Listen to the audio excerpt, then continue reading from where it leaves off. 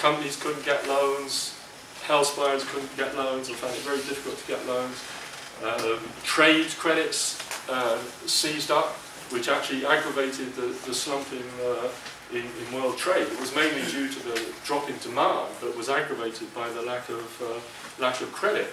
And then, of course, when that produced sort of bankruptcies or credit or defaults on loans within the housing sector or the business sector, and that actually made the position for the banks worse. So we got the position where there were huge losses, and most of the major banks were, not all of them, but the majority, were actually, strictly speaking, insolvent, which is a polite way of saying bankrupt, and had to be rescued by the government, in some cases through nationalisation or at least substantial partial nationalisation.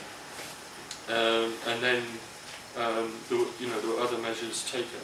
Now, I'm going to conclude more or less on that point, because as I said, some of the other issues of the next period will come in tomorrow's session.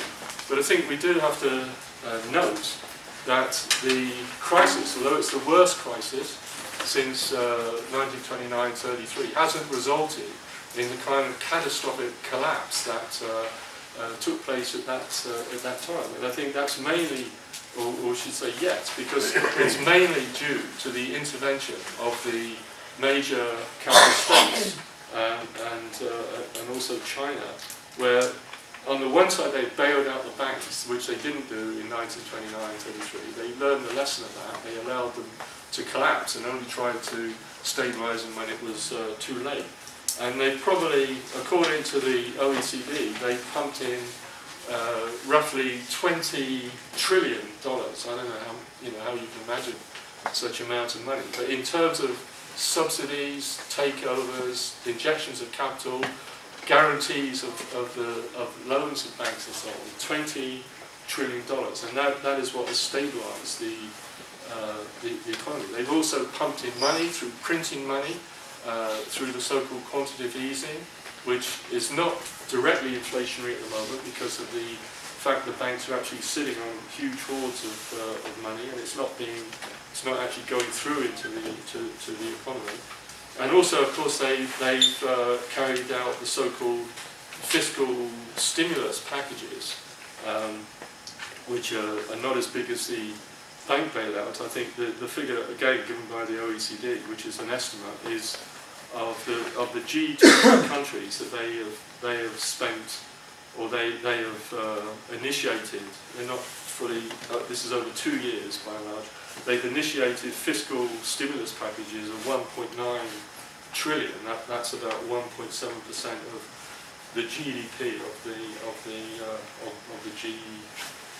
G20. And of course, the biggest stimulus has come in the US, and on the other hand, in China, where a large part of the stimulus has been on infrastructure projects, which have been implemented very, very quickly.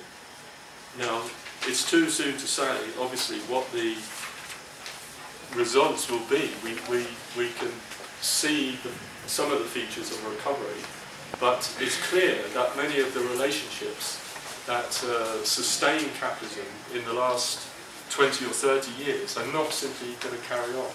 They can't continue on the basis of this flood of credit. Where does it come from? How will it be managed? They can't sustain indefinitely the huge contradiction between the deficit countries, the creditor countries like China, Japan, etc., and on the other hand, the deficit countries and the debtor countries like the US, Britain, and others.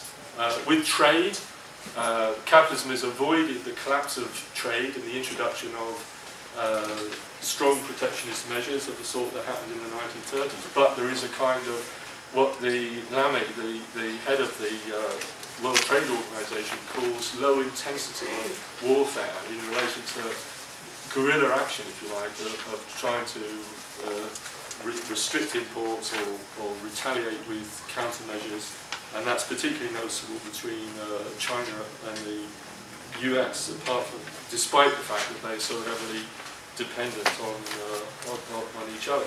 So I think in conclusion we can say that it is the end of the era.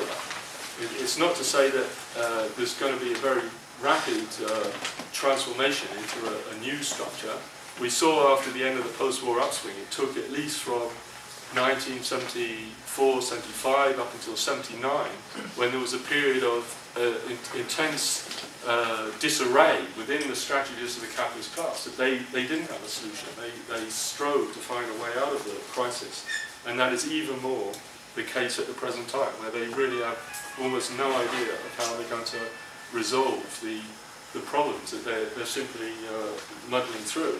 And we can say that unrestrained globalization and unrestrained neoliberalism is being checked, and it can't continue on exactly the same basis as in the last 20 years. And we can see that from the way the capitalist state has been forced to intervene, to nationalise, to bail out the banks, to adopt a much more interventionist position on the economy than they had previously, where they, under Greenspan or particularly the leaders in the US, they in effect declared that the market was the only, if not the more or less perfect mechanism for running the economy, and clearly that idea has been completely shattered.